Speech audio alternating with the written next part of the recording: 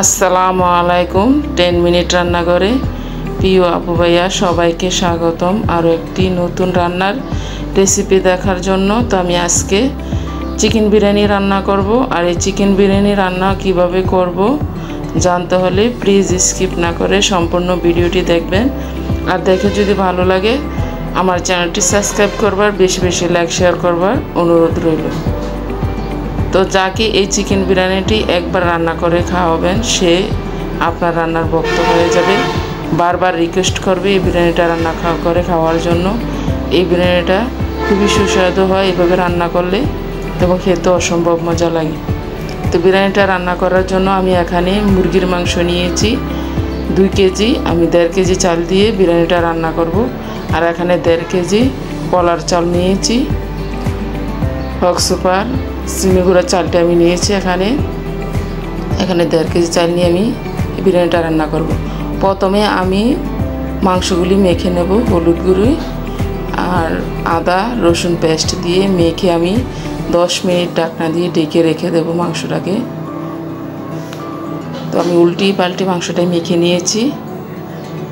তো ঢাকনা দিয়ে ঢেকে আমি 10 মিনিট রেখে দেব। এখানে চুলায় একটি পাইপিনের কড়াই বসিয়ে দিয়েছি, পরিমাণ মতো তেল দিয়ে দিলাম।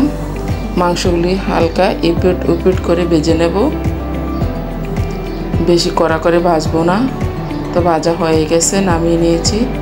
এখানে চুলায় একটি সসপ্যান বসিয়ে আমি কয়েকটি আস্ত গরম মশলা দিয়ে দিয়েছি, এলাচ দারচিনি লং তেজপাতা দিয়ে এখানে আমি পরিমাণ মতো তেল দিয়ে কোচানো পেঁয়াজ আর কোচানো টমেটো দিয়ে দিলাম। এখন ব্রাউন কালার করে ভেজে নেব। আর দিয়ে দিচ্ছি ঘি। তো দিয়ে আমি নেড়ে চেড়ে ভেজে নিচ্ছি পেঁয়াজটাকে। তো এখানে দিয়ে দিচ্ছি রসুন পেস্ট, আদা পেস্ট আর পেঁয়াজ পেস্ট, স্বাদ মতো লবণ দিয়ে এখন আমি নেড়ে চেড়ে ভালো করে ভেজে নেব। এতে করে রসুন পেঁয়াজ আদার যে একটা গন্ধ আছে গন্ধটা চলে যাবে। তো এখন আমি গুঁড়া মশলাপাতি দিয়ে দিচ্ছি ধনিয়ার গুঁড়ো, আর দিয়ে দিচ্ছি গরম মশলার গুঁড়ো, আর দিয়ে দিচ্ছি জিরার গুঁড়ো। আমি প্যাকেটের মশলাও দেবো, বিরিয়ানির টেস্টার একটু মশলা দিলাম যাতে বিরিয়ানিটা খেতে ভালো লাগে। তো দিয়ে নেড়ে চেড়ে মিক্স করে নিচ্ছি। তো এখন আমি পরিমাণ মতো পানি দিয়ে দেব মশলাটা কষানোর জন্য। আর সামান্য পরিমাণ হলুদের গুঁড়ো দিয়ে দিচ্ছি, আর দিয়ে দিচ্ছি মরিচের গুঁড়ো। আর যারা ঝাল পছন্দ না করেন তারা মরিচের গুঁড়োটা স্কিপ করতে পারেন। এখন দিয়ে দিচ্ছি প্যাকেটের মশলা। তো প্যাকেটের মশলার গুঁড়ো দিয়ে দিলাম। আর এখানে দিয়ে দিচ্ছি বিট লবণ আর টেস্টি সল্ট দিয়ে নেড়ে চেড়ে মিশিয়ে নিচ্ছি। এখন ভেজে রাখা মাংসগুলি দিয়ে দেব, দিয়ে আমি 3 থেকে 4 মিনিট কষিয়ে নেব। উল্টি পাল্টি মশলাটার সাথে মিশিয়ে নিয়েছি। দিয়ে দিচ্ছি এক চা চামচ চিনি দিয়ে আবারও নেড়ে চেড়ে মিশিয়ে নিচ্ছি। এখন মাংসগুলি উঠিয়ে নিচ্ছি।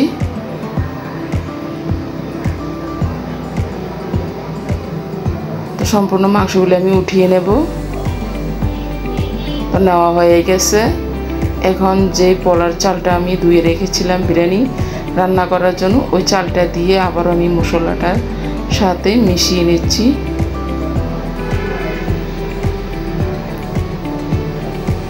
তো নেড়ে চেড়ে মিশিয়ে নিয়ে আমি হালকা চালটাকে ভেজে নেব। তো ভেজে নেওয়া হয়ে গেছে। আমি এখানে 1 কেজির মতো লিকুইড দুধ দিয়ে দিলাম, গাভীর দুধ। এখানে 1.5 কেজি চালের সাথে আমি পানি দেব 3 কেজি। দিয়ে দিচ্ছি পুদিনা পাতা,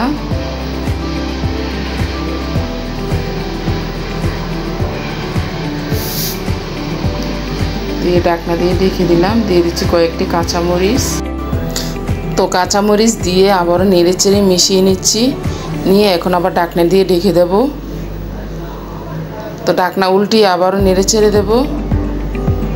তো উল্টিয়ে পাল্টিয়ে নেড়ে চেড়ে দিচ্ছি। বিরিয়ানির পোলাওটা হয়ে গেছে। এখন আমি কষিয়ে রাখা মাংসগুলি দিয়ে আবারও নেড়ে চেড়ে মাংসগুলি মিশিয়ে নেব। উল্টিয়ে পাল্টিয়ে মাংসগুলি মিশিয়ে নিচ্ছি। নেওয়া হয়ে গেছে। এখন আমি প্রায় 10-15 মিনিটের মতো দমে রেখে বিরিয়ানিটা উঠিয়ে নিয়েছি। এখন উপর দিয়ে বেরেস্তা দিয়ে দিচ্ছি। এই বিরিয়ানিটা খেতে, চিকেন বিরিয়ানিটা খেতে অসম্ভব মজা লাগে, অসম্ভব স্বাদ এই বিরিয়ানিটা। তো যে আপু ভাইয়ারা ধৈর্য সহকারে আমার এই বিরিয়ানি রান্নার ভিডিওটা দেখেছেন সবাইকে অসংখ্য অসংখ্য ধন্যবাদ এবং শুভেচ্ছা। আর দেখে যদি ভালো লাগে প্লিজ আমার চ্যানেলটি সাবস্ক্রাইব করবার অনুরোধ রইল। সবাই ভালো থাকবেন। আবার দেখা হবে অন্য কোনো একটি রেসিপি নিয়ে।